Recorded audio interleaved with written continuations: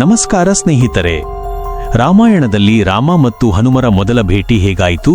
ಹನುಮಂತನ ಬುದ್ಧಿವಂತಿಕೆಯನ್ನು ರಾಮನು ಹೇಗೆ ಕಂಡುಹಿಡಿದನು? ಹನುಮಂತನು ಯಾಕೆ ಸಂಜೀವಿನಿ ಪರ್ವತವನ್ನೇ ಹೊತ್ತು ತಂದನು? ಸೀತಾಮಾತೆಯು ಹನುಮಂತನಿಗೆ ನೀಡಿದ ಮುತ್ತಿನ ಹಾರವನ್ನು ಹನುಮಂತನು ಒಡೆದು ನೋಡುತ್ತಿರುತ್ತಾನೆ. ಇದನ್ನು ಕಂಡು ಅಲ್ಲಿದ್ದವರು ಮಂಗನಿಗೆ ಮುತ್ತಿನ ಹಾರವೇ ಎಂದು ಹಾಸ್ಯ ಮಾಡುತ್ತಾರೆ. ಅವರಿಗೆ ಹನುಮಂತನು ನೀಡಿದ ಉತ್ತರವೇನು? ಹಾಗೆ ಹನುಮಂತನು ತನ್ನ ಎದೆಯನ್ನು ಸೀಳಿ ರಾಮ ಸೀತೆಯನ್ನು ಏಕೆ ತೋರಿಸಿದನು? ಬಾಹ್ಯ ತೋರಿಕೆಗಿಂತ ಆಂತರಿಕ ಶುದ್ಧಿ ಮತ್ತು ಇಂದಿನ ಜಗತ್ತಿನಲ್ಲಿ ನಂಬಿಕೆ ಏಕೆ ಮುಖ್ಯ? ರಾಮನು ತೆರಳಿದ ಮೇಲೂ ಹನುಮಂತನು ಇನ್ನೂ ಚಿರಂಜೀವಿಯಾಗಿ ಯಾಕೆ ಬದುಕಿದ್ದಾನೆ? ಇವೆಲ್ಲವುಗಳ ಬಗ್ಗೆ ಇವತ್ತಿನ ಈ ವಿಡಿಯೋದಲ್ಲಿ ಸಂಪೂರ್ಣವಾಗಿ ತಿಳಿಯೋಣ. ಸ್ಕಿಪ್ ಮಾಡದೆ ಕೊನೆಯವರೆಗೂ ನೋಡಿ. ಇದೇ ತರಹದ ಆಸಕ್ತಿದಾಯಕ ಮತ್ತು ಭಕ್ತಿಪೂರ್ವಕ ಹೊಸ ವಿಡಿಯೋಗಳಿಗಾಗಿ ಈಗಲೇ ಶ್ರೀನಾಥ್ ಎಂ ಚಾನೆಲ್ ಅನ್ನು ಸಬ್ಸ್ಕ್ರೈಬ್ ಮಾಡಿಕೊಳ್ಳಿ. ಈ ಉಪಯುಕ್ತ ಮಾಹಿತಿ ನಿಮಗೆ ಇಷ್ಟವಾದರೆ ತಪ್ಪದೆ ಲೈಕ್ ಮಾಡಿ ಮತ್ತು ನಿಮ್ಮ ಸ್ನೇಹಿತರೊಂದಿಗೆ ಶೇರ್ ಮಾಡಿ. ಶ್ರೀರಾಮ ಮತ್ತು ಹನುಮಂತರ ಸಂಬಂಧವು ಕೇವಲ ಒಬ್ಬ ದೇವ ಮತ್ತು ಭಕ್ತನ ಸಂಬಂಧವಲ್ಲ, ಅದು ಎರಡು ಆತ್ಮಗಳ ಮಿಲನ. ಈ ಭಕ್ತಿಯ ಕಥೆಯು ರಾಮಾಯಣದ ಅತ್ಯಂತ ಸುಂದರ ಭಾಗ. ಈ ಸುದೀರ್ಘ ಕಥೆಯು ಅವರ ಮೊದಲ ಭೇಟಿಯಿಂದ ಹಿಡಿದು ಭಕ್ತಿಯ ಪರಾಕಾಷ್ಠೆಯವರೆಗೆ ಸಾಗುತ್ತದೆ. 1. ಮೊದಲ ಭೇಟಿ, ಋಷ್ಯಮುಖ ಪರ್ವತ. ಸೀತಾಮಾತೆಯನ್ನು ಹುಡುಕುತ್ತಾ ರಾಮ ಮತ್ತು ಲಕ್ಷ್ಮಣರು ಋಷ್ಯಮುಖ ಪರ್ವತದ ಬಳಿ ಬರುತ್ತಾರೆ. ಅಲ್ಲಿ ಅಡಗಿದ್ದ ವಾನರ ರಾಜ ಸುಗ್ರೀವನು ಇವರು ರಾವಣನು ಕಳುಹಿಸಿದ ಗೂಢಚಾರರಿರಬಹುದು ಎಂದು ಹೆದರುತ್ತಾನೆ. ಆಗ ಹನುಮಂತನು ಬ್ರಾಹ್ಮಣನ ವೇಷ ಧರಿಸಿ ಅವರ ಬಳಿ ಹೋಗುತ್ತಾನೆ. ಹನುಮಂತನ ಮಾತುಗಾರಿಕೆ ಮತ್ತು ವಿನಯವನ್ನು ಕಂಡು ರಾಮನು ಬೆರಗಾಗುತ್ತಾನೆ. ಹನುಮಂತನಿಗೆ ತಾನು ಎದುರಿಗಿರುವುದು ತನ್ನ ಆರಾಧ್ಯ ದೈವ ಎಂದು ತಿಳಿದ ತಕ್ಷಣ ಅವನು ರಾಮನ ಪಾದಕ್ಕೆ ಬೀಳುತ್ತಾನೆ.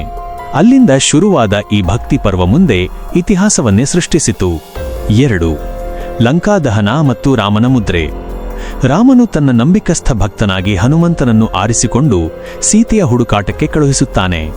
ಹನುಮಂತನು ಸಮುದ್ರವನ್ನು ಹಾರಿ ಲಂಕೆಯನ್ನು ತಲುಪಿ ಸೀತೆಯನ್ನು ಭೇಟಿಯಾಗುತ್ತಾನೆ. ರಾಮನು ನೀಡಿದ್ದ ಉಂಗುರವನ್ನು ಕಂಡ ಸೀತೆಯ ಕಣ್ಣಲ್ಲಿ ಆನಂದ ಬಾಷ್ಪ ಹರಿಯುತ್ತದೆ. ಹಿಂತಿರುಗಿ ಬಂದ ಹನುಮಂತನು ರಾಮನಿಗೆ ಕಂಡೆನು ಸೀತೆಯನ್ನು, ದೃಷ್ಟಾ ಸೀತಾ ಎಂದು ಹೇಳುತ್ತಾನೆ. ಸೀತೆ ಎಲ್ಲಿದ್ದಾಳೆ ಎಂದು ಕೇಳುವ ಮುನ್ನವೇ ಅವಳು ಸುರಕ್ಷಿತವಾಗಿದ್ದಾಳೆ ಎಂದು ತಿಳಿಸುವ ಹನುಮಂತನ ಬುದ್ಧಿವಂತಿಕೆಯನ್ನು ಕಂಡು ರಾಮನು ಅವನನ್ನು ಬಿಗಿದಪ್ಪಿಕೊಳ್ಳುತ್ತಾನೆ. ಆ ಕ್ಷಣದಲ್ಲಿ ಹನುಮಂತನಿಗೆ ಸಿಕ್ಕ ಆಲಿಂಗನವು ಯಾವುದೇ ಮೋಕ್ಷಕ್ಕಿಂತ ದೊಡ್ಡದಾಗಿತ್ತು. 3. ಸಂಜೀವಿನಿ ಪರ್ವತ ಹೊತ್ತ ತಂದವನು. ಯುದ್ಧದ ಸಮಯದಲ್ಲಿ ಲಕ್ಷ್ಮಣನು ಮೂರ್ಛೆ ಹೋದಾಗ ಅವನನ್ನು ಬದುಕಿಸಲು ಸಂಜೀವಿನಿ ಮೂಲಿಕೆಯ ಅಗತ್ಯವಿರುತ್ತದೆ. ಸೂರ್ಯೋದಯದ ಮೊದಲು ಔಷಧ ತರಬೇಕಾದ ಜವಾಬ್ದಾರಿಯನ್ನು ಹನುಮಂತ ಹೊರುತ್ತಾನೆ.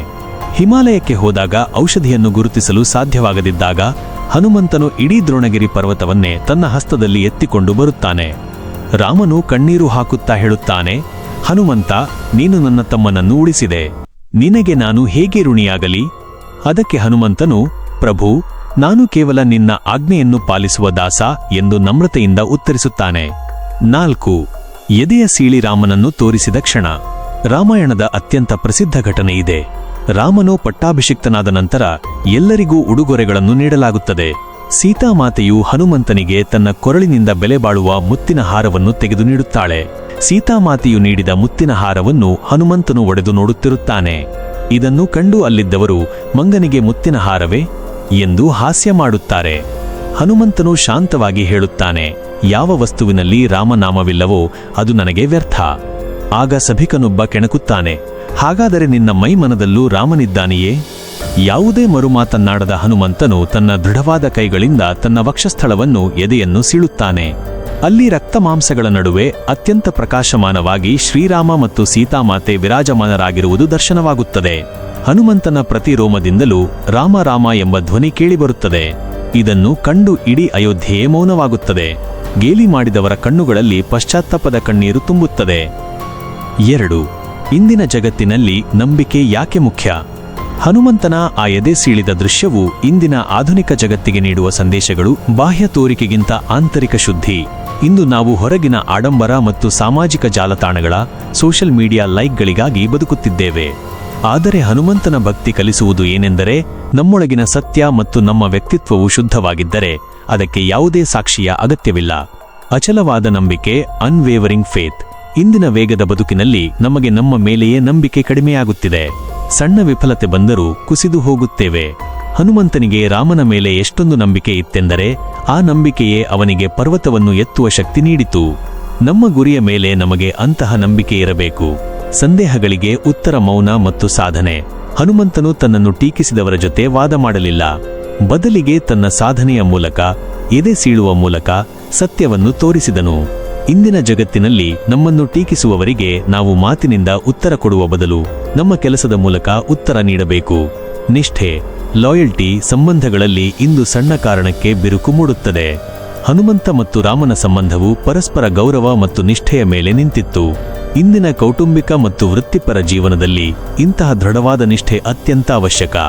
ಹನುಮಂತ ಎದೆ ಸೀಳಿ ರಾಮನನ್ನು ತೋರಿಸಿದ್ದು ಕೇವಲ ಚಮತ್ಕಾರವಲ್ಲ, ಅದು ನಂಬಿಕೆ ಎಂಬುದು ಕಣ್ಣಿಗೆ ಕಾಣುವಂತಿದ್ದರೆ ಹೇಗಿರುತ್ತದೆ ಎಂಬುದಕ್ಕೆ ಸಾಕ್ಷಿ.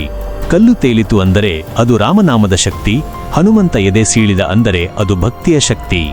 ನಿಮ್ಮಲ್ಲಿ ನಂಬಿಕೆ ಇದ್ದರೆ ನೀವು ಎಂತಹ ಸಮುದ್ರವನ್ನಾದರೂ ದಾಟಬಹುದು. ಚಿರಂಜೀವಿ ಹನುಮಂತ. ರಾಮನು ಭೂಲೋಕದಿಂದ ವೈಕುಂಠಕ್ಕೆ ಮರಳುವ ಸಮಯ ಬಂದಾಗ ಹನುಮಂತನು ತನ್ನ ಜೊತೆ ಬರಲು ಬಯಸುತ್ತಾನೆ.